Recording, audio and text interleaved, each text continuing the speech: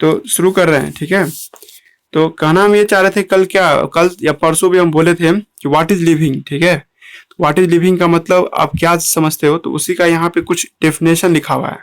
Coordinate arrangement of molecule, है ना, that आपको लिखा manifest all living activity call living state. इसी को हम लोग क्या नाम देते हैं, लिविंग स्टेट के नाम से बुलाते हैं।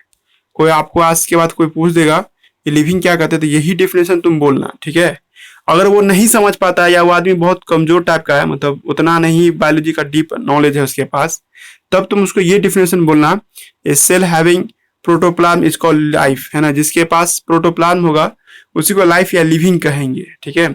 ये आदमी समझ जाएगा। लेकिन इसमें बहुत गड़बड़ है, जो कल हम तुमको समझा रहे थे वायरस का एग्जाम्पल दे दे करके, वो यही कि उसके पास प्रोटोप्लाज्म नहीं होता है जी, फिर भी वो लिविंग कहलाता है, क्योंकि उसके पास सेल्फ रिप्लिकेटिंग, सेल्फ इवॉल्विंग और self interacting with the external stimuli, बाहर होने वाली सारी घटनाओं का वो ख्याल रखता है, अपने आप को बदलते रहता है और अपने आप को डबल करता है। रिप्लिकेट माने डबल करना होता है, जीरोक्स कहते हैं ना, डबल करना, तो वही लिखा है सेल्फ रिप्लिकेटिंग, इवॉल्विंग। इस सब को भी हम लोग क्या नाम देते हैं, लिविंग स्टेट के नाम से बुलाते हैं जी, ठीक है। मतलब 3 डिफिनेशन दे चुके हैं, 3 डिफिनेशन में से जो डिफिनेशन तुमको याद हो रहा है बोर्ड के लिए वो याद कर सकते हो। और आप कहोगे कि सर आपके नजर से कौन डिफिनेशन ज्यादा इंपॉर्टेंट रहता है हमेशा के लिए, तो पहला वाला डिफिनेशन जो है ना वो हमेशा के लिए याद रखना है, ठीक है। उसके बाद एक चौथा डिफिनेशन भी है जो कल हम तुम लोग को समझा रहे थे, नॉन क्रिस्टल स्टेट में जो भी सेल रहेगा उसको क्या मानेंगे, लिविंग मानेंगे। क्योंकि हम बोले थे कि जो चीज क्रिस्टल स्टेज में चला जाता है उसको हम लोग, है ना, नॉन लिविंग कहते हैं जी, ठीक है। क्रिस्टल का मतलब क्या, शार्प कटिंग, एकदम तीखा कटान। ये तुम्हारे आसपास जितना भी सामान रखा होगा, है ना, पेंसिल, रबर, कटर, ये सब में शार्प कटिंग है। तुमको मानना पड़ेगा। हम लोग भी जब मर जाएंगे तो हम लोग भी क्रिस्टल में बदल जाते हैं जी। लेकिन अभी फिलहाल हम लोग का कुछ हिस्सा क्रिस्टल में है, ठीक है। जैसे हम लोग का नाखून, बाल, ये सब हम लोग को क्रिस्टल में स्टेज में है, नहीं तो बाकी का 99% हिस्सा हम लोग का क्या है ना, आपको, है ना, ये लिविंग है। तुम कैसे कह दोगे कि सर कि आपका बाल क्रिस्टल है, तो हम कहते हैं बाल की काट करके रख के नीचे जमीन पे रख दो, इसको तुम कितना खाना खिलाओ, उसको कितना भी प्रोटीन दो, वो नहीं ग्रो करेगा। जब तक तुम्हारे बॉडी से जुड़ा रहता है तभी तक वो ग्रो कर रहा होता है। उसका जड़ वाला जो इलाका देखते हैं ना बाल का, वही आपको नॉन क्रिस्टल में होता है। बाकी सब, है ना जी, आपको क्रिस्टल स्टेज होता है बाल का जी, ठीक है, हेयर का। खैर उतना नहीं घूमो, ठीक है, बस इतना याद रखना, non crystal stage is called living state के नाम से इसको हम लोग बुलाते हैं। ये पॉइंट इंपॉर्टेंट है जी, ठीक है, इसको याद रखिएगा। और आपको हम कहे थे कि बोर्ड के लेवल पे भी तुम एक डिफिनेशन सुना सकते हो, जो हम तुमको सुनाए थे वो ये था कि ऑर्डरली अरेंजमेंट ऑफ मॉलिक्यूल, है ना, आपको who work in A proper way is called living state. मतलब आपको यहाँ पे मॉलिक्यूल छूट गया जी, ठीक है, अरेंजमेंट ऑफ मॉलिक्यूल, यहाँ पे मॉलिक्यूल लिख देना, ठीक है। तो ऑर्डरली अरेंजमेंट ऑफ मॉलिक्यूल, है ना जी, जो आपके लिए प्रॉपर तरीके से काम करता है उसी को लिविंग कहते हैं जी। देखो कितना लिविंग का डिफिनेशन दे चुके हैं। पहला डिफिनेशन था, दूसरा डिफिनेशन, तीसरा, चौथा, पांचवा, अभी छठा डिफिनेशन आ रहा है, it is a game of enzyme.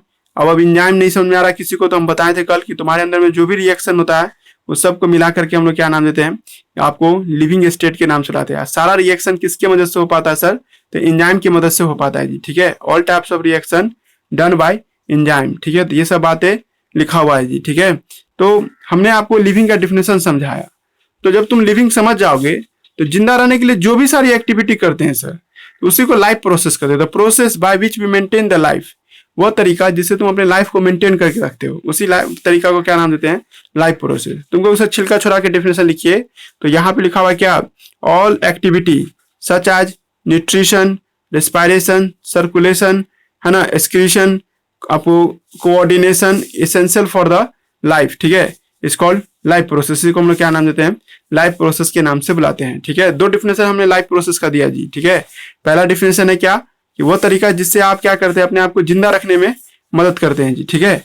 और दूसरा तरीका क्या, all activity such as nutrition, है ना, वो सारी घटनाएं जैसे न्यूट्रिशन लेना, रेस्पिरेशन करना, सर्कुलेशन करना, एक्सक्रीशन करना और कोऑर्डिनेशन करना, इस सब काम को एक साथ मिला के हम लोग क्या नाम देते हैं, लाइफ प्रोसेस के नाम से लाते हैं। समझ में आ रहा है जी, हेलो हेलो,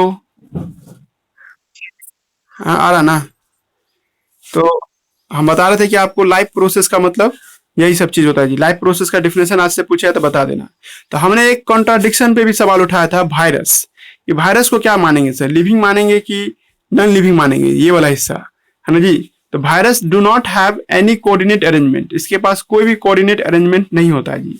कोऑर्डिनेट अरेंजमेंट मतलब क्या, ढंग से कोई काम करने वाला मॉलिक्यूल इसके पास नहीं होता है ना जी। So they are non living until, तब तक जब तक कि ये सेल के अंदर ना घुस जाए, है ना जी। सेल के बाहर रहेगा तो इसमें मॉलिक्यूल का अरेंजमेंट सही ढंग से नहीं होता है सर। नियम तो तुम पढ़े हुए हो कि सर एक प्लाज्मा मेम्ब्रेन होता है, उसके अंदर में न्यूक्लियस होता है, लेकिन तुम इसमें क्या पढ़ते कल वायरस का, सर इसके पास प्रोटीन कोट होता है, अंदर में डीएनए होता है। कोई तुक्के नहीं लगता है सर साइटोप्लाज्म कहाँ है सर, प्लाज्मा मेम्ब्रेन कहाँ है, पता ही नहीं चल रहा है।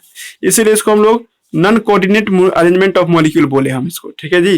तो नॉन कोऑर्डिनेट अरेंजमेंट का मतलब समझा दिए, क्योंकि सर इसमें वो सेल वाली बात नहीं होता है जी, ठीक है। दैट्स वाई वायरस को हम लोग लिविंग नहीं मानते हैं। वायरस को लिविंग इसलिए भी नहीं मानते क्योंकि सर इसके पास प्रोटोप्लाज्म नहीं होता है जी, ठीक है। प्रोटोप्लाज्म नहीं होने के कारण हम लोग क्या देखते हैं, इसको हम लोग नॉन लिविंग मानते हैं जी, ठीक है। तो कहता है क्या, वायरस कब लिविंग होता है, ये बात हम कल तुमको वो जो दूसरा पेज वाला जो नोट्स दिए थे उसमें ये सब बात लिखा हुआ था जी, ठीक है। जब सेल के अंदर घुसता है तब सेल को कंट्रोल में ले लेता है और सेल को से अपना बात करवाता है, मतलब अपना बात मनवाता रहता है जी, ठीक है। और जैसे सेल से बाहर निकलता है फिर मर जाता है जी, ठीक है। और तब तक इंतजार करता रहता है जब तक कि कोई नया सेल उसको ना मिल जाए, है ना जी। तो ये सारी बातें हम किए थे। अब फिर से पीछे चलो, पीछे चलना तो ये वाला डिफिनेशन पे याद करो कि जिंदा रहने के लिए हम लोग क्या बोले थे कि सर आपको खाना लेते रहना होगा जी, ठीक है। सांस लेते रहना होगा सर, आपके अंदर में सामान एक जगह से दूसरी जगह जाते रहना होगा सर। कचरा जो बनता है आपके बॉडी सेल में तो वो भी बाहर निकलते रहना चाहिए, ठीक है। और सब कोऑर्डिनेट वे में काम करना। कोऑर्डिनेट मतलब अगला चैप्टर में हम यही पढ़ेंगे कि ब्रेन कैसे कंट्रोल करता है हम लोग को। तो सब कोऑर्डिनेट वे में चलते रहना चाहिए, तभी हम इसको लाइफ प्रोसेस कहेंगे। तो अभी हम तुमको इंट्रोडक्शन टाइप का डिफिनेशन दे रहे हैं, फिर टॉपिक भी स्टार्ट करेंगे। अभी क्या होता है, कोई लड़का हमसे अगर पूछ देता है कि सर न्यूट्रिशन का हम नहीं जानते क्या है, तो हम यहाँ पे लिखे हुए न्यूट्रिशन का क्या मतलब होता है। फिर आगे जाके जब हम लोग इसी को बड़े डिटेल में पढ़ेंगे, मतलब इसको बड़ा अक्षर मतलब ज्यादा से ज्यादा जानने की कोशिश करेंगे कि न्यूट्रिशन किसे कहते हैं, रेस्पिरेशन किसे कहते हैं, है ना, सर्कुलेशन किसे कहते हैं जी। फिलहाल अभी हम आपको क्या पढ़ा रहे हैं, न्यूट्रिशन पढ़ा रहे हैं।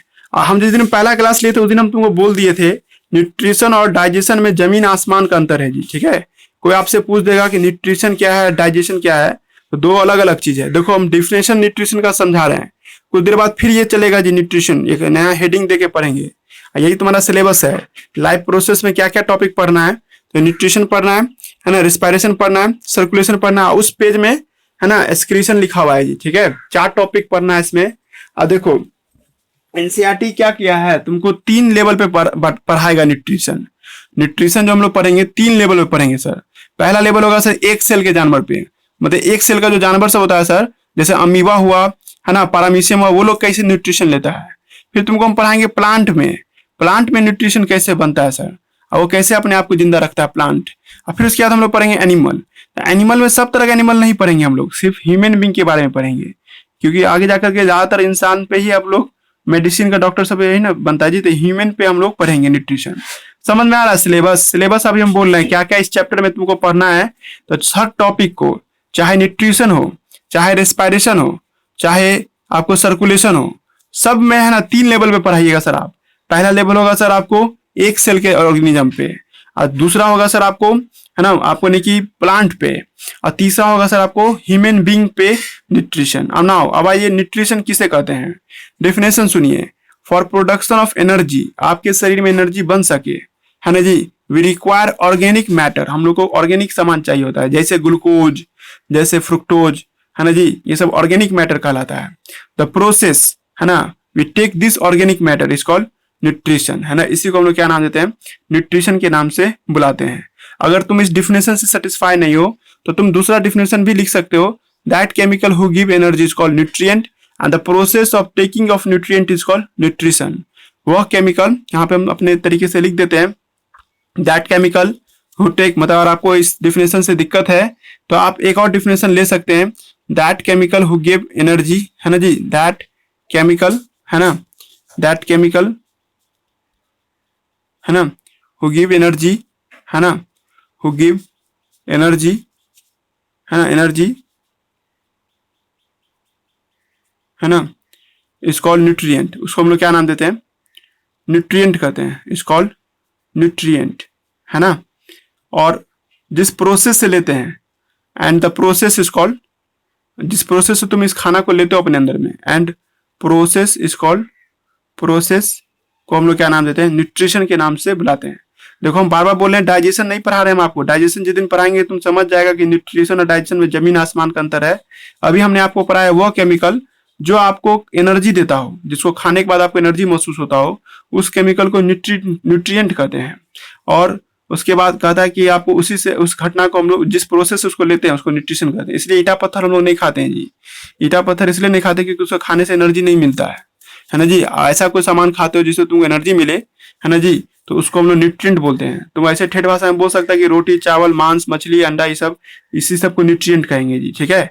पर बायोलॉजी के टीचर से पढ़ोगे या केमिस्ट्री के टीचर से पढ़ोगे तो वो बोलेगा ग्लूकोज फ्रुक्टोज, है ना, और है ना स्टार्च ग्लाइकोजन, ये सब नाम लेगा। तो ये सब भाई यही सब चीज खाना में पाया जाता है जी, ठीक है। हम लोग जो खाना खाते हैं वो सब में ग्लूकोज सब वगैरह प्रोटीन वगैरह सभी पाए जाते हैं जी, ठीक है। तो मैंने न्यूट्रिशन समझाया आप लोगों को, ठीक है। न्यूट्रिशन के बाद आता है रेस्पिरेशन सर। तो देखिए सर, अगर आप एक सेल को मानते हैं, ये अगर ये सेल है और ये जी फॉर ग्लूकोज है, तो ग्लूकोज सेल के अंदर चला गया, इस घटना को न्यूट्रिशन बोलते हैं। यानी ये सेल है, सेल के अंदर में ग्लूकोज को भेजने की प्रक्रिया को हम लोग क्या नाम दिए थे, न्यूट्रिशन, है ना जी। इस प्रक्रिया के नाम देते हैं हम लोग न्यूट्रिशन के नाम से बुलाते हैं जी, ठीक है। लेकिन सर आप इसको तोड़िएगा तभी एनर्जी निकलेगा, ऐसा नहीं कि खाना खा लिए तो एनर्जी मिल जाएगा। इसको तोड़ना पड़ता है जी। तोड़ने के लिए या तो आप ऑक्सीजन का इस्तेमाल करिएगा या नहीं भी कीजिएगा, पर इसको तोड़ने की प्रक्रिया को रेस्पिरेशन कहते हैं।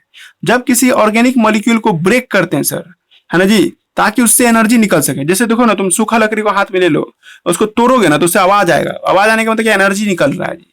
उसी तरह से सर केमिकल्स को तोड़ा जाता है सर, और तोड़ने से जो एनर्जी निकलता है ना, उसी एनर्जी का इस्तेमाल सेल उसको एटीपी में बदल लेता है और उसका इस्तेमाल अपना काम धाम के लिए करता है। मतलब इस सेल को आगे जाके है ना लिखना है, इस एनर्जी का इस्तेमाल वो लिखने में, फिर से बोले, हमने हमने कहा कि अब हम रेस्पिरेशन पर, न्यूट्रिशन का मतलब कि वो सारा सामान जिसको खाने के बाद तुमको एनर्जी महसूस होता हो, उसको हम लोग है ना न्यूट्रिशन बोलते हैं, ठीक है। ये न्यूट्रिशन हो गया, है ना। अब हम तुमको रेस्पिरेशन पढ़ा रहे हैं। हम ये कहना चाह रहे हैं कि जब किसी सेल को तुम खाना खिलाए, ठीक है, जैसे ये सेल है ना, इसका नाम दे दिया हम लोग सेल। इस सेल को हम लोग क्या दे रहे हैं, ग्लूकोज दे रहे हैं जी। जी माने ग्लूकोज, है ना। जब इसको ग्लूकोज दे रहे हैं सर, तो इस घटना को कहते हैं हम लोग न्यूट्रिशन। यहां से यहां तक आने की प्रक्रिया को क्या नाम देते हैं, न्यूट्रिशन, ठीक है। और यही जगह पे तुमसे पूछ देगा कि सर रेस्पिरेशन किसे कहते हैं, जब इस ऑर्गेनिक सामान को जब आप तोड़ते हो ना सर, तोड़ते हैं, तो इस घटना को हम लोग क्या नाम देते हैं, रेस्पिरेशन। ये टूटेगा तो कार्बन डाइऑक्साइड में बदल जाता है जी, ठीक है। अब इस बदलने से दौरान हीट निकलता है। कभी तुम 10th 9th में मतलब एक रिएक्शन देखोगे, ठीक है, हम यहाँ पे साइड में लिख देते हैं, तुम बचपन में देखोगे ग्लूकोज है ऐसे, ग्लूकोज को ऑक्सीजन के प्रेजेंस में तोड़ते हैं ना सर, तो ये कार्बन डाइऑक्साइड बनता है CO2। और क्या बनता है सर आपको, है ना, आपको हीट बनता है, वाटर भी बनता है और हीट बनता है जी। हीट के लिए हम लोग सिंबल ऐसे देते हैं, ऐसे डेल्टा दिखा देना, डेल्टा ट्रायंगल जैसा, इसको हीट बोलते हैं जी। जो हीट निकलता है ना सर, इतना दूर के रिएक्शन को हम लोग रेस्पिरेशन बोलते हैं। कोई भी सामान को तोड़ने से उससे हीट निकलता हो सर, हीट माने एनर्जी, तो इस घटना को हम लोग क्या नाम देते हैं, रेस्पिरेशन। मैंने यही अभी कहा कि आप खाना खा लीजिएगा तो आपको एनर्जी नहीं मिल जाएगा, खाना खाने के बाद उसका रेस्पिरेशन भी होना जरूरी है। रेस्पिरेशन में क्या होता है, ग्लूकोज को तोड़ते हैं और तोड़ने से सर क्या होता है, हीट निकलता है जी, ठीक है। इस हीट से क्या होता है सर, आपको एनर्जी आपको बनता है जी, ठीक है। इसी एनर्जी को हम लोग क्या नाम देते हैं, रेस्पिरेशन। फिर से सुन लो एक बार और, है ना, हम क्या बोलना चाह रहे हैं उसको थोड़ा सा एक बार एक्सप्लेन कर देते हैं जी, ठीक है। 1 मिनट रुक जाओ, ठीक है, 1 सेकेंड।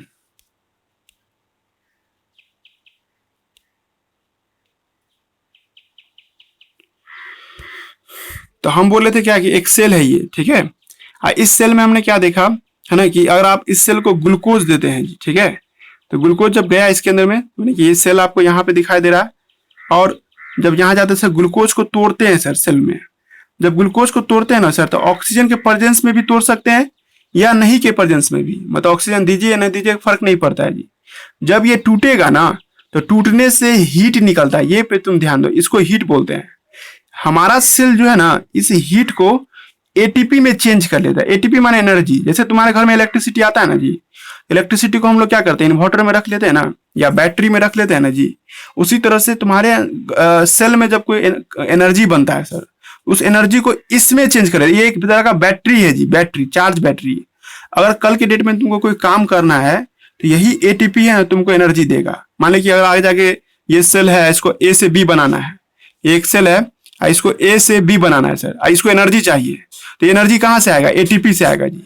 तो एटीपी इसको एनर्जी, फिर आप तुमसे पूछेगा कोई एटीपी पूछेगा कि एटीपी कहाँ से आया? एटीपी आया सर ग्लूकोज के टूटने से। देखो आप तुम इसको पूरा पूरी एक तरह से समझो कि जब कोई ग्लूकोज टूटता है सर तो इससे एनर्जी निकलता है सर, उस एनर्जी को हम एटीपी के तौर पे जमा करते हैं। इस सारी घटना को रेस्पिरेशन कहते हैं। समझने में जो टाइम लग रहा हो, डेफिनेशन बहुत इजी है जी। कोई भी न्यूट्रिएंट को तोड़ करके एनर्जी डिराइव करते हैं, इस कॉल्ड रेस्पिरेशन, है ना जी। चाहे तो ऑक्सीजन के प्रेजेंस में तोड़ो या बिना ऑक्सीजन के प्रेजेंस में भी तोड़ो जी, ठीक है, उसी को रेस्पिरेशन कहते हैं जी, ठीक है। पॉइंट देखिएगा, तो इसी को हम लोग अभी पढ़ रहे थे जी, समझ में आया? हेलो, हाँ समझ में आ गया ना? ठीक है, एक मिनट रुक जाओ।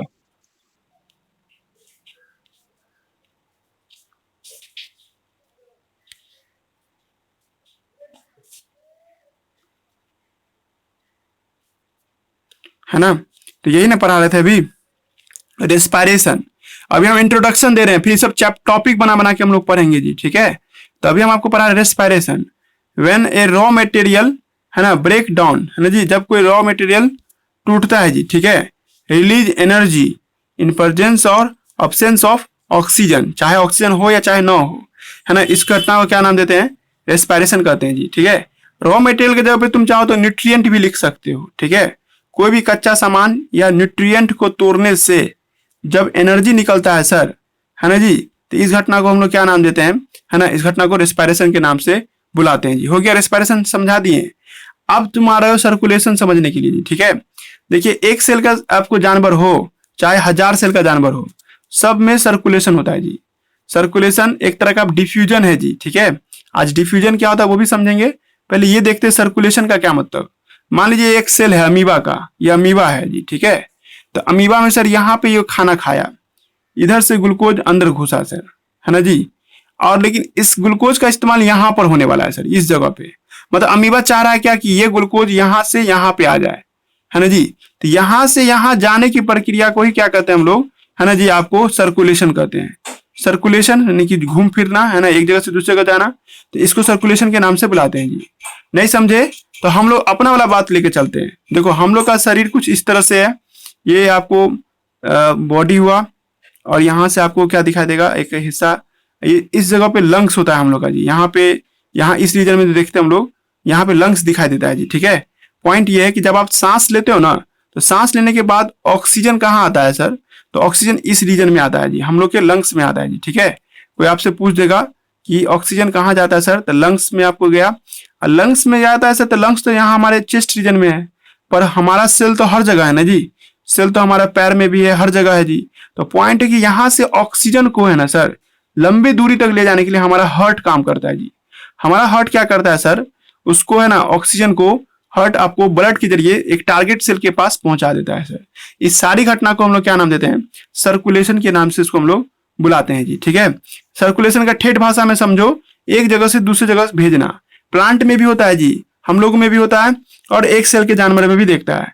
For transporting the minerals and nutrients, सामान को, मिनरल्स को एक जगह से दूसरी जगह भेजने के लिए स्पेशल सिस्टम चाहिए होता है, जिसको हम सर्कुलेटरी सिस्टम कहते हैं, या ट्रांसपोर्टिंग सिस्टम भी बोलते हैं। जैसे ब्लड, ये सब टॉपिक में पढ़ेंगे हम लोग आगे, तो ये सब इंट्रोडक्शन है। हम आपको क्या पढ़ा रहे हैं? लाइफ प्रोसेस के लिए बहुत कुछ चाहिए होता है सर। लाइफ प्रोसेस के लिए, है ना जी, पहला चीज है सर न्यूट्रिशन, दूसरा चीज क्या है? रेस्पिरेशन, तीसरा चीज क्या है? सर्कुलेशन। चौथा चीज क्या है जी, ठीक है, उस पर आप गौर करने जा रहे हैं। चौथा है सर आपको एक्सक्रीशन, समझ में आ रहा है? एक फोर्थ पॉइंट क्या है आपको? सर्कुलेशन के बाद आपको आएगा मतलब एक्सक्रीशन। एक मिनट, एक्सक्रीशन के लिए हम पेज खोल लें जी, ठीक है। आज कोई नहीं जुड़ा जी, वो सब कहाँ रह गया? वजाहत एगो आया अभी तक, आओ, अरसलान एगो था।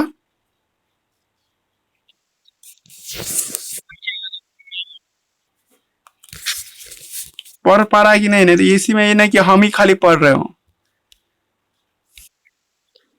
फिर बाद में कहा कि कुछ नहीं समझे, थी वो दिक्कत है। अभी जो लाइव में जो समझ आओगे, फिर ऑफलाइन में नहीं समझ में आता रहता उतना, मतलब जो यूट्यूब पे देखोगे तो।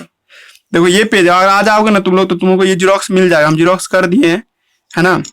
तो एक टाइम में कभी आ करके ले जाना जेरोक्स। कोशिश करो शाम में आने का, है ना, दिन में आओगे तो लगता है पिटाई भी लग सकता है, पुलिस सब घूमता रहता है जी, है ना, या नहीं तो अभी आके ले जाता तो ठीक रहता।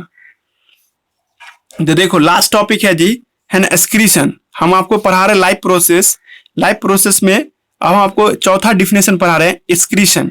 हम लोग को ये सब सिलेबस में पढ़ना है जी, ठीक है। एक्सक्रीशन क्या होता है सर? जब कोई सेल कुछ करता है ना सर, तो उससे कचरा बनता है। जैसे मान लो ये सेल है ना जी, तो सेल में सर अगर आप ग्लूकोज लिए थे सर आप, तो ग्लूकोज जब लेते हैं ना सर, तो इससे कार्बन डाइऑक्साइड बनता है, ये कचरा हुआ जी। इस कचरा को बाहर करने के लिए हम एक प्रोसेस का इस्तेमाल करते हैं, उस प्रोसेस का नाम है एक्सक्रीशन। बात समझा दिए? हमने अभी आप तक आपको 4 प्रोसेस पढ़ाया, है ना जी। ड्यूरिंग मेटाबॉलिक रिएक्शन, जब आपके अंदर में जब रिएक्शन सब चलते हैं, तो some product are a form which are continuously remove. कुछ प्रोडक्ट बनते हैं जिसको हटाना बहुत जरूरी है जी, ठीक है। Some product are form which are continuously, आपको रिमूव मतलब जिसको हम लोग हटाएंगे जरूर, ठीक है। 1 सेकेंड, है ना, तो 1 मिनट, है ना। तो हम क्या कर रहे थे कि ये ड्यूरिंग लिखा आपको, ड्यूरिंग मेटाबॉलिक रिएक्शन, है ना, आपको सम प्रोडक्ट आर आपको फॉर्म विच आर, है ना, continuously remove from the our body. This process is called excretion. इसको हम लोग क्या कहते हैं? एक्सक्रीशन कहते हैं। और लास्ट स्टेटमेंट आ रहा है जी कि भाई चारों चीज अच्छे से काम कर सके, इसके लिए कोऑर्डिनेशन एंड कंट्रोल भी होना जरूरी है। All the life process activity is control by special tissue known as neural tissue, जिसको हम लोग क्या नाम देते हैं? न्यूरल टिश्यू के नाम से लाते हैं। ये टिश्यू ही हम लोग के रिएक्शन को कंट्रोल करता है। यही टिश्यू हमारे क्या करता है? लाइफ प्रोसेस को मेंटेन करने में मदद करता है जी। कुछ गया हम क्या सब बोले, ये सब आपको हम बेसिक पढ़ाए हैं, और ये बेसिक आगे जाके डिटेल में पढ़ेंगे। एक्सक्रीशन के लिए पूरा 1 दिन देंगे हम लोग, है ना, कंट्रोल कोऑर्डिनेशन पूरा 1 सप्ताह देंगे। और उधर जो है पीछे पढ़े थे सर्कुलेशन, उस सब पे भी हम लोग आपको 3 दिन 4 दिन का क्लास उस सब पे भी चलेगा। तो अब हम लोग न्यूट्रिशन पढ़ेंगे जी। लेकिन न्यूट्रिशन पढ़ने से पहले है ना, ये सर एक बात और बताइए, डिफ्यूजन सब क्या है? मतलब एक पहले हम बेसिक तुम लोग को पढ़ा देते हैं जी। तो एक चीज छूट गया, देखो अगर इस पेज को देखो तो यहाँ से शुरू था, यहाँ पे क्या लिखा हुआ है ना, ये अभी हम आपको बताएंगे जी। यहाँ से लेकर के यहाँ तक जब देखेंगे, है ना, इतना दूर में क्या लिखा हुआ है ये हम लोग समझने की कोशिश करेंगे जी, ठीक है। काहे से भी पढ़ा रहे हैं? क्योंकि एक क्वेश्चन है तुम्हारे एनसीईआरटी बुक में, उसको भी हम लोग देखेंगे जी। पहले अभी इसको हम लोग देखते हैं अभी यहाँ से, ठीक है। 1 मिनट, चलिए बेसिक आपको हम पढ़ाने जा रहे हैं। डिफ्यूजन किसे कहते हैं जी? 1 मिनट रुकिए। हाँ, आइए डिफ्यूजन पढ़ने जा रहे हैं जी, ठीक है। और ये समझ जाओगे तो अभी हम जो एक घेरा लगाए वो भी समझ में आ जाएगा जी। डिफ्यूजन, है ना जी। डिफ्यूजन क्या होता है जी, ठीक है। सबको पता होगा, लगभग 11th 9th में तुम लोग को पढ़े होगे ये लाइन, ठीक है जी। पढ़ा है कोई डिफ्यूजन? हेलो हेलो, हाँ बता, हाँ बताओ तो डिफ्यूजन का डिफिनेशन। हेलो हेलो, हाँ हाँ हाँ हाँ, सही बोल रहे हो। हाँ एकदम सही बोल रहे हो जी। डिफ्यूजन का मतलब क्या होता है कि जब कोई सामान, लेकिन वो सामान न्यूट्रल होना चाहिए जी। न्यूट्रल, है ना जी। न्यूट्रल मतलब जो रिएक्शन में भाग नहीं ले, जैसे पानी वगैरह हुआ, है ना जी। न्यूट्रल, न्यूट्रल, है ना, 1 मिनट रुक जाइए। न्यूट्रल, न्यूट्रल मॉलिक्यूल, है ना, ये बात बोलना जरूरी था जी, है ना। Neutral molecule move from high concentration to the low concentration. Neutral molecule, है ना, न्यूट्रल मॉलिक्यूल जब हाई कंसेंट्रेशन से लो कंसेंट्रेशन, मतलब मात्रा, हाई कंसेंट्रेशन, जैसे तुम पानी का टंकी रखे हुए छत पे, उसमें जब पानी भर जाता है तो वो हाई कंसेंट्रेशन हो गया, और नीचे जो बाल्टी रखे हो जो खाली है लो कंसेंट्रेशन हो गया। जैसे तुम नल का टंकी भाल्व खोलते हो तो ऊपर से पानी नीचे अपने आप आने लगता है, इसी घटना को डिफ्यूजन कहते हैं जी। न्यूट्रल मॉलिक्यूल होना चाहिए, लेकिन वो जो रिएक्शन में भाग नहीं लेता हो, जैसे पानी हुआ, पत्थर वगैरह हुआ, है ना, अगरबत्ती का जो धुआं वगैरह हुआ, ये सब न्यूट्रल मॉलिक्यूल में आता है जी, ठीक है। न्यूट्रल मॉलिक्यूल मूव करता है सर हाई कंसेंट्रेशन से लो कंसेंट्रेशन की ओर, है ना, मूव करे, है ना, move high concentration to low concentration, move from high concentration, है ना। अब हाई के लिए हम एच लिख रहे हैं, हाई कंसेंट्रेशन, है ना, high concentration to low concentration, है ना जी। तो इस घटना को क्या नाम, यहाँ जगह नहीं है तो यहाँ जा रहे हैं, ठीक है, टू लो कंसेंट्रेशन। इसी घटना को क्या नाम देते हैं हम लोग, है ना, आपको डिफ्यूजन के नाम से लाते हैं। लेकिन थोड़ा सा पीछे चलते हैं सर, थोड़ा सा पीछे, क्या इसको एक बार डिटेल करके समझने की कोशिश करते हैं। देखो हमारे अंदर में जो ट्रांसपोर्ट होता है ना, ट्रांसपोर्ट, कोई भी सामान इधर से उधर जाता है सर, तो 2 तरीके से जा सकता है। पहला तरीका क्या है सर, ठीक है, पहले देखिए ट्रांसपोर्ट लिख रहे हैं। तो ट्रांसपोर्ट जो होता है सर हमारे अंदर में ये दो तरीके से होता है जी, ठीक है। पहला तरीका क्या है सर, आपको पैसिव ट्रांसपोर्ट, है ना जी, पैसिव ट्रांसपोर्ट। एक है सर क्या आपको एक्टिव ट्रांसपोर्ट।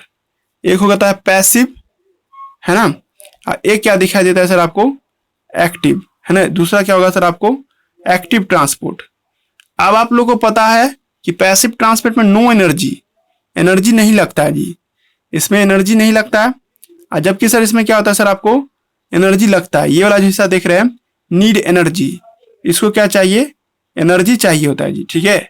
और दूसरी बात क्या है सर, पैसिव ट्रांसपोर्ट दो तरह का होता है जी, एक होता है डिफ्यूजन और एक होता है सर आपको फैसिलिटेड, है ना जी। एक जब आप देखिएगा, है ना जी, फैसिलिटेड आपको दिखाई देगा जी।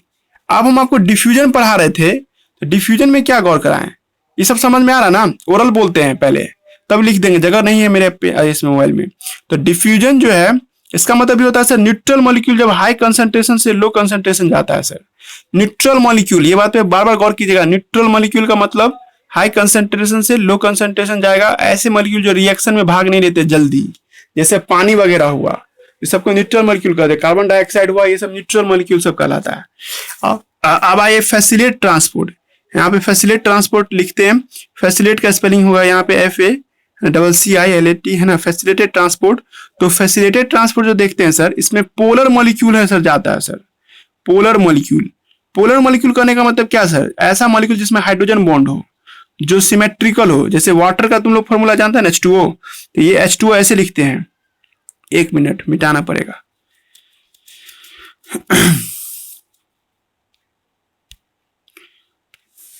तो हमने कहा कि आपको पैसिव ट्रांसपोर्ट जो देखते हैं जी, ठीक है। तो पैसिव ट्रांसपोर्ट जो है ना दो तरह का होता है जी, एक था आपको डी माने डिफ्यूजन और एक था सर आपको फैसिलिटेटेड, है ना जी। फैसिलिटेटेड का मतलब क्या होता है सर आपको, है ना, पोलर मॉलिक्यूल जब मूव करता हो, पोलर मॉलिक्यूल करने का मतलब वाटर जिसमें सिमेट्रिकल स्ट्रक्चर हो। जैसे देखो ये वाटर का फोटो ऐसा होता है जी, देखो तुमको लड़का इस बीच में पर्दा डालेगा तो ये आधा आधा बराबर नहीं छाप देगा एक दूसरे को, सिमेट्रिकल इमेज कर देगा ना जी। तो ऐसे मॉलिक्यूल को पोलर मॉलिक्यूल कहते हैं। हाँ बच रहा है जी, किसे ऊपर से जा रहा है, हेलो आ रहा ना। तो हम लोग को ये पढ़ना है डिफ्यूजन। आपको कोई पूछ देगा डिफ्यूजन का डिफिनेशन, तो पहली बात ये याद रखना, क्योंकि आप लोग को बोर्ड में जो 10th का जो फर्स्ट टर्म होता या पूछेगा तो ये ही डिफ्यूजन का डिफिनेशन पूछेगा। ये पूरा चैप्टर में डिफ्यूजन 3-4 बार जगह पे आएगा जी, ठीक है। तो डिफ्यूजन का मतलब होता है कि न्यूट्रल मॉलिक्यूल जो हाई कंसंट्रेशन से लो कंसंट्रेशन की ओर जाए, तो इसको हम लोग क्या नाम देते हैं, है ना, इसको हम लोग नाम देते हैं सर आपको डिफ्यूजन कहते हैं जी, ठीक है सर। जब कोई पोलर मॉलिक्यूल हाई कंसंट्रेशन से लो कंसंट्रेशन जाएगा तो उसको हम लोग फैसिलिटेट ट्रांसपोर्ट के नाम से बुलाते हैं। डिफ्यूजन और पोलर फैसिलिटेट में जमीन आसमान का अंतर है जी, ठीक है। तो हम अभी इसका डिस्कशन नहीं करेंगे, हम सिर्फ और सिर्फ आपको डिफ्यूजन के बारे में बताएंगे सर। आप देखिए डिफ्यूजन का कुछ टर्म एंड कंडीशन है सर। ये जो डिफ्यूजन जो है सर, ठीक है, ये कुछ टर्म एंड कंडीशन के साथ काम करता है जी। पहला टर्म एंड कंडीशन क्या है सर, कि ये शॉर्टर डिस्टेंस के लिए एप्लीकेबल होता है जी। शॉर्टर डिस्टेंस मतलब लंबा दूरी नहीं जा सकता है सर, शॉर्टर डिस्टेंस जाएगा जी, ठीक है। कहने का मतलब क्या हुआ सर, मान लीजिए सर कि एगो सेल ये है, दूसरा सेल ये है, तीसरा सेल ये है, चौथा सेल ये है, पांचवा सेल ये है। यहाँ पे सर मान लीजिए ग्लूकोज है, इस ग्लूकोज को है ना सर यहाँ पहुंचना है, इस पे, यहाँ से यहाँ नहीं डायरेक्ट पहुंच सकता है सर। अगर इस देखो ग्लूकोज हाई कंसंट्रेशन इधर नहीं है, ग्लूकोज इसका मतलब क्या लो कंसंट्रेशन हुआ ना जी। ये लोग सेल में किसी भी सेल के पास ग्लूकोज नहीं है जी, इसका मतलब ये लोग लो कंसंट्रेशन हुआ। तो हम समझ रहे हैं कि सर हाई कंसंट्रेशन से लो कंसंट्रेशन की ओर सामान मूव करता है। तो पॉइंट ये है कि ग्लूकोज को पहुंचना है सर इस जगह पे, इस सेल में, पर सर यहाँ पे बीच में 4 गो सेल है सर। तो सर ना चाहते हुए भी ग्लूकोज को पहले यहाँ जाना होगा, फिर यहाँ से यहाँ जाना होगा जी, और फिर यहाँ से यहाँ, फिर फाइनली लास्ट में यहाँ से यहाँ पहुंचेगा जी, ठीक है। मतलब इसे छोटी दूरी को ही तय कर सकता है, जंप नहीं लगा सकता है। आप तुम अपने पे एग्जाम्पल लेके चलो, जैसे मान लीजिए सर हम लोग सांस लेते हैं ना सर, तो लंग्स में ऑक्सीजन आता है। ये ह्यूमन बीइंग का फोटो है जी, मान लो ये इंसान का एक फोटो दिखाई दे रहा है, ये हुआ एक ह्यूमन बीइंग का फोटोग्राफ, ठीक है। ये उसका बॉडी हुआ, ये उसका पैर हुआ जी, ठीक है। थोड़ा देर के लिए इमेजिन कर लीजिए सब आदमी, ठीक है। तो मेरा कहना है कि यहाँ पर एक सेल है जो भूखा बैठा हुआ है, जिसको सांस लेना है जी, ऑक्सीजन लेना है। तुम सांस लिए तो ऑक्सीजन कहाँ आया, लंग्स में, है ना जी। सर ऑक्सीजन डायरेक्ट यहाँ नहीं पहुंच सकता है जी, है ना जी। मतलब कि अगर आपको डिफ्यूजन के भरोसे चलिएगा, है ना जी, पॉइंट ये है कि आपके शरीर में ज्यादातर ट्रांसपोर्ट क्या होता है, डिफ्यूजन होता है। ये बात बोलना हम भूल गए, क्योंकि सर डिफ्यूजन सस्ता तरीका है सर, क्योंकि इसमें एनर्जी नहीं लगता है। हमारा शरीर चाहेगा ना कि भाई एनर्जी नहीं लगे, काम भी हो जाए, तो डिफ्यूजन तरीका इस्तेमाल करता है। लेकिन एक समस्या क्या आ जाता है कि लंग्स में मौजूद ऑक्सीजन अब पैर की उंगली तक पहुंचना चाहता है, तो सर अगर डिफ्यूजन के रास्ते से जाएगा, इमेजिन करो कि एक सेल को पार करके दूसरे सेल में होते जाएगा, तुम अपने फील करो कि तुम्हारा लंग्स में ऑक्सीजन है, तुम पैर की उंगली तक पहुंचाओगे, ये सोच लियो कि सर डिफ्यूजन के जरिए जाएगा। तो डिफ्यूजन तो कसम खाया हुआ है कि हम शॉर्टर डिस्टेंस के लिए एप्लीकेबल है, छोटी छोटी दूरी तय करेंगे, एक सेल के बाद दूसरा सेल, दूसरा से तीसरा, कभी एक सेल से सीधे छठा सेल पे नहीं पहुंच सकता है। तो मुद्दा है कि सर ऐसे चलेंगे तो सर पैर तक पहुंचने में 3 साल का वक्त लग जाएगा जी, ठीक है। मतलब कि लंग्स में ऑक्सीजन है, अब पैर की उंगली तक ऑक्सीजन पहुंचाना है, तो डिफ्यूजन के भरोसे कोई लड़का रहता है तो उसको है ना सर ये 3 साल का वक्त लगेगा, तो मर ही जाएगा जी, 2 ही मिनट में मर जाएगा वो, ऑक्सीजन नहीं पहुंचेगा सेल को। तो कहा जाता है कि सेल को अगर 2 से 3 मिनट तक ऑक्सीजन नहीं दोगे ना तो मर जाता है। कभी तुम लोगों सांस रोक के देखो, 2-3 मिनट रोक लो सांस, देखो उसका दम घुटना शुरू हो जाता है जी, ठीक है। तो कहा जाता है एक सेल को अगर 2-3 मिनट के बाद ऑक्सीजन नहीं मिले तो सेल मरने लगता है जी, ठीक है। तो पॉइंट ये है, अब देखो तुम लोग को हम इतना पढ़ाने के बाद हम एक क्वेश्चन है एनसीईआरटी बुक में कि डिफ्यूजन क्यों नहीं अच्छा होता है मल्टी सेलुलर ऑर्गेनिज्म के लिए। एक सेल के जानवर के लिए तो डिफ्यूजन सबसे अमृत का समान है। जैसे अमीबा सब की बात करोगे तो उस सब के लिए तो सर डिफ्यूजन एक तरह का वरदान हो गया ना। अमीबा ये हुआ जी, उसको यहाँ से ग्लूकोज है सर, यहाँ से ग्लूकोज को यहाँ पहुंचाना, उसके लिए तो बल्ले बल्ले है तो तुरंत पहुंचा देगा, एक ही सेल है सर, छोटा डिस्टेंस तो पूरा पूरा कर लेगा। लेकिन जैसे हम लोग हुए सर मल्टी सेल, या प्लांट हुआ सर मल्टी सेल, जिसका शरीर बड़ा बड़ा होता है सर, तो उसमें डिफ्यूजन होने में तो बैंड बच जाएगा ना जी। मतलब ऑक्सीजन हो चाहे ग्लूकोज हो, टारगेट सेल तक अगर डिफ्यूजन के जरिए पहुंचेगा तो बैंड बच जाता है जी, ठीक है। तो क्वेश्चन पहले सुनो, क्वेश्चन एनसीईआरटी बुक में क्या लिखा हुआ है, क्या डिफ्यूजन सही तरीका है आपको मल्टी सेल ऑर्गेनिज्म में? तो जवाब है नहीं, है ना। डिफ्यूजन से हम लोग अपने अंदर में ट्रांसपोर्ट नहीं कर सकते हैं जी, इसलिए हम लोग अपने बॉडी में मोटर लगाते हैं, और उस मोटर का नाम क्या है, हार्ट। याद आ रहा है अभी हम हार्ट का मतलब, देखो टॉपिक जो पढ़ रहे थे हम लोग कि सर सर्कुलेटरी सिस्टम क्यों इतना इंपॉर्टेंट है। जब एक सेल का जानवर है तो वहां पर सर्कुलेटरी सिस्टम का कोई बातें नहीं हो रहा था, पर हम लोग जब बात करते हैं अपनी तो हम लोग में हार्ट लगा होता है जी। तो यही हार्ट क्या करता है कि सब धक्का मारता है। कभी देखो घर पे और एक बाल्टी पानी को है ना जब ग्राउंड फ्लोर से 3rd फ्लोर ले जाओगे तो बैंड बच जाएगा तुम्हारा, लेकिन वही मोटर से ले जाओगे तो तुमको चुटकी में पहुंच जाता है पानी ऊपर में, ठीक है जी। वही बात आपके शरीर के साथ है जी, आपके शरीर में एक हार्ट लगा होता है जी, जो क्या करता है ऑक्सीजन को ब्लड के साथ मिला करके धक्का दे करके पहुंचा देता है जहां पहुंचना हो। और तुमको हम पढ़ाएंगे ये बात 0.8 सेकंड में, मतलब सेकंड का 8वां हिस्सा में है ना, तुम्हारा हार्ट है ना एक बूंद ब्लड को पूरे शरीर में घुमा सकता है जी, मतलब शरीर का कोना कोना घुमा के ला सकता है 0.8 सेकंड में, हर जगह, पैर का उंगली में, हाथ में, उस सब में चला, मतलब 0.8 सेकंड में पूरे बॉडी का ट्रेवल करा देगा आपका हार्ट। समझ में आ रहा है। और आप ब्लड में कोई चीज लोड कर दीजिएगा, जैसे ऑक्सीजन लोड कर दीजिएगा, ग्लूकोज लोड कर दीजिएगा, तो हमारा हार्ट क्या करेगा, उस ब्लड को है ना धक्का दे करके जहां जहां जिस सेल को जरूरत है उसको पहुंचाता है।